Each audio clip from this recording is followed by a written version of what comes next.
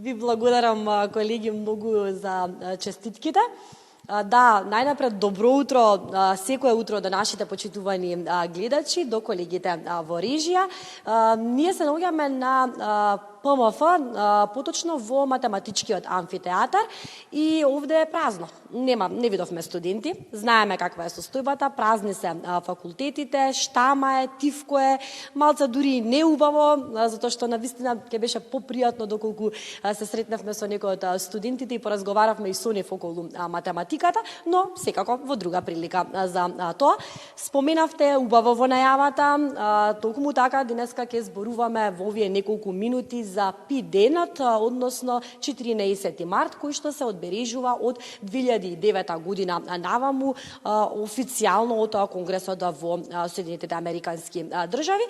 Што всушност значи ПИ, зошто е толку значаен овој број, ќе зборувам со мојата соговорничка која што предмалку ја најавивте. Таа е всушност теоретски физичар и професорка во училиштето Ѓорги Димитров, па така што нејзините ученици ќе ја препознаат, предпоставувам за кого станува збор. Таа ќе ни зборува за математика, бидејќи своевремено има неколку пати предавано математика, а воедно таа е и уметник, но за тоа при крај. Најнапред добро утро за тебе, Дафина. Добро утро и фала на поканата. Да, ти благодарам многу за тоа што одвои време, што ја прифати нашата покана и секако да се благодариме до факултетот кој што ни го отстапи просторот и ги отклучи вратите специјално за нас. Најнапред да започнеме со да им објасниме на нашите гледачи што е всушност ПИ.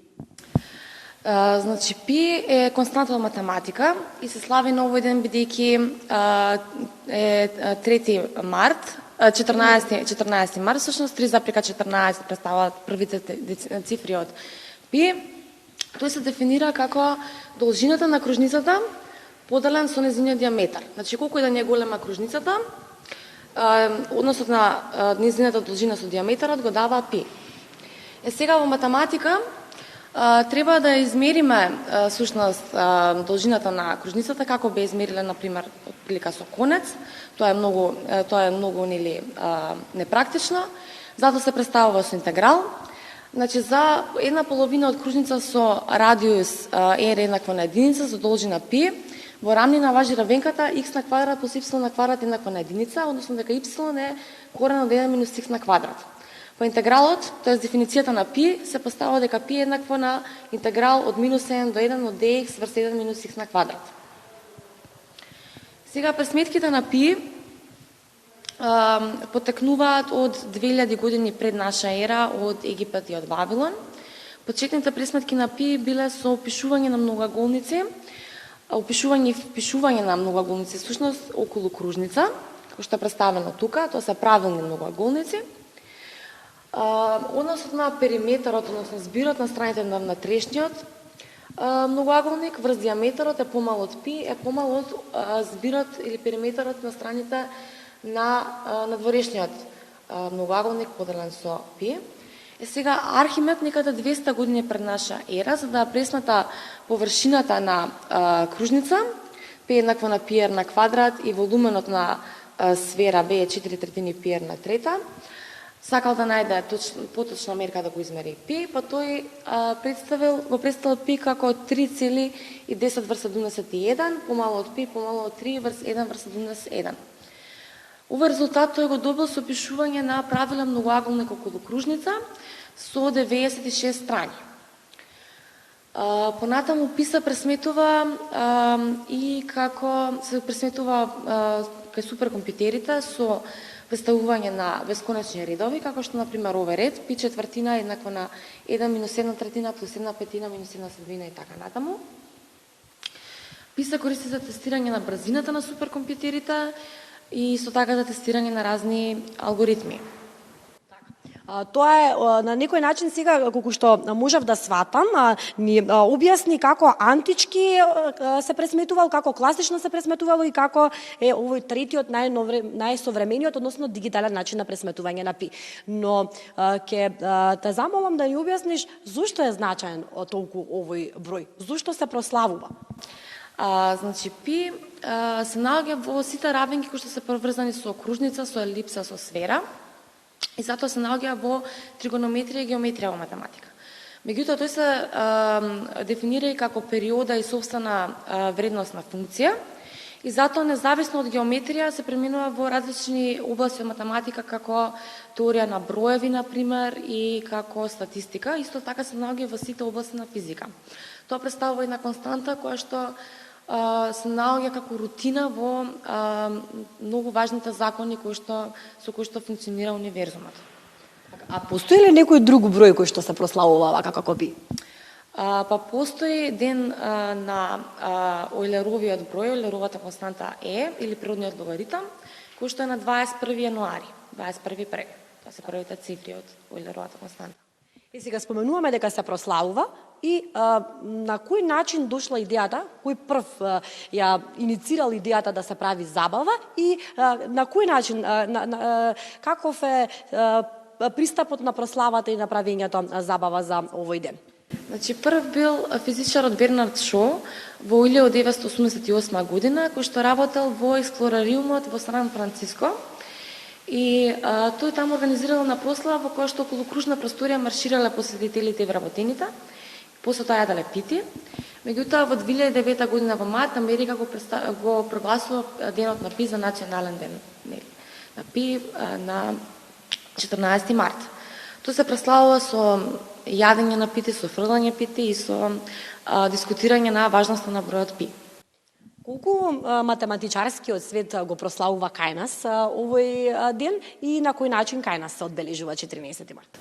Па, оваа година Друштвото на математичари организираше надпревар за деца по повод денот на пи, кој што е електронски, значи се врши преку компјутер. На тој начин се одбележува кај нас овој ден. И сега, значи, споменавме дека овој број е многу значаен. Во еден податок прочитав дека со помош на пи всушност е создаден и музички систем. Зашто поточно станува збор? Значи, на Џон Харисон системот кој што е создаден со пи, нотите во еден музички систем се разделени на определено растојание. Тие не се секогаш на исто растојание. И тој го определил, например, растојанието за нотата ре да биде 10 логаритам 2 врз 2 пи еднакво на 2,1,224. Тој сметал, само овој систем бил подобар од многу други претходно музички системи, иако денеска се користи темпираниот музички систем, рамномерно темпираниот музички систем. Дали како најдобар? Дали тоа значи дека може да очекуваме дека со помош на пи во иднина ќе се измисли нешто друго? Па пи не се знае кога ќе се појави, науката секогаш изненадува, може да го најдеме и во некоја црна дупка, да речеме. Така. Кога сме кај црна дупка, да споменеме нешто ни донесе, така? Значи, да не го заборавиме тоа.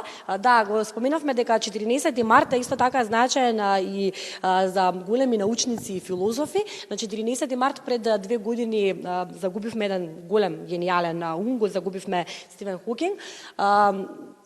Пошто треба да го паметиме овој човек? Значи, Стивен Хокинг 1970 година докажува дека универзумот започнува од сингуларитет.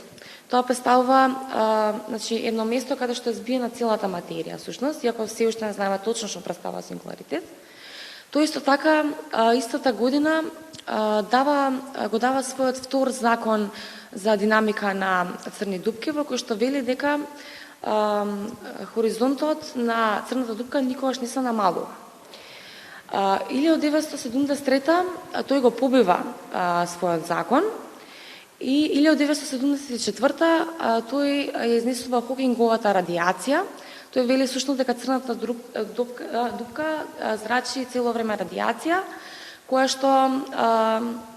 со која што и се намалува хоризонтот и таа евентуално исчезнува. Понатаму тој 2018 Така, сега, значи, што е ова што ни го донесе? Јас гледам паричка, но за каква паричка станува збор? Значи, ова е паричката која е направена во Англија во чест на Стивен Хокинг. На неја гледаме на црна дупка и имаме равенката на ентропија на црна дупка. Тука во неја исто така има и некои интересни податоци. како на пример доколку оваа паричка се претвори во црна дупка, какви ќе бидат незините параметри на маса, радиус, површинска област, гравитација, ентропија, температура и слично. Не смееме никако да го заборавиме и гениалецот Ајнштајн. Ајнштајн е роден исто така на 14 март. Пошто треба да го паметиме и зошто треба да го споменуваме овој човек, да се потсетиме уште еднаш на неговите гениални изуми и дела кои што ги направи за човештво. 1905 година тој објавува 4 научни труда кои што ќе револуциониризираат физиката, кои ќе бидат основи за модерната физика и ќе не ги променат за секојаш нашите погледи кон време, просторот и материјата. Прво, тој го објавува трудот за фотоелектричен ефект.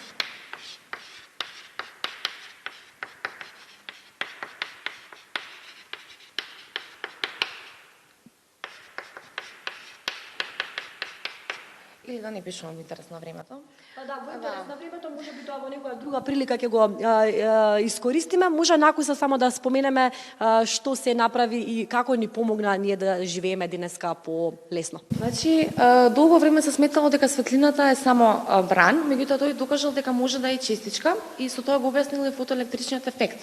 За ова во 1921 година добива Нобелова награда.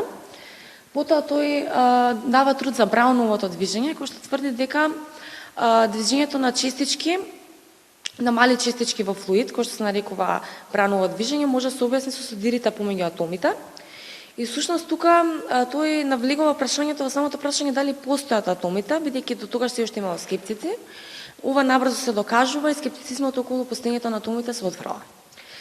Потоа третиот труд му бил за специјалната теорија на релативност, каде што става равенката делта Т прим еднаква на делта Т врз корен од 1 минус V на квадрат крз C на квадрат, кој што вели дека времето со кое што се движи, времето во часовникот со кој што се движи наблюдувачот тече побрзо од времето на референтниот часовник. Неговата теорија, генерална теорија на релативност, која што дава од 1905 до 1917 година, се занимава со теоријата на гравитација, односно сушност дека масите на планетите, гравитацијата помеѓу масите се создава поради самото завиткување на време простор. Во интерес на времето, како што споменавме, ќе мораме да го превршиме разговорот. Имаме уште многу да зборуваме со тебе, имаме уште многу да кажуваме и за твоите дела и успеси. Јас накусо само ќе споменам дека минатиот месец ти одржа и изложба која што беше инспирирана всушност твоите дела, твоите слики беа инспирирани од всушност од науката, односно од математиката и од физиката. За тоа ќе зборуваме во друга прилика. Уште еднаш ќе ти се заблагодарам многу за срдечниот пречак кој што ни го удостои овде, за сите оние несебични работи кои што ни ги сподели. Навистина многу работи научев од тебе за овие неколку минути. Колеги, доколку можеби имате некое прашање, да го искористиме времето, доколку не, јас би ве поздравила од овде.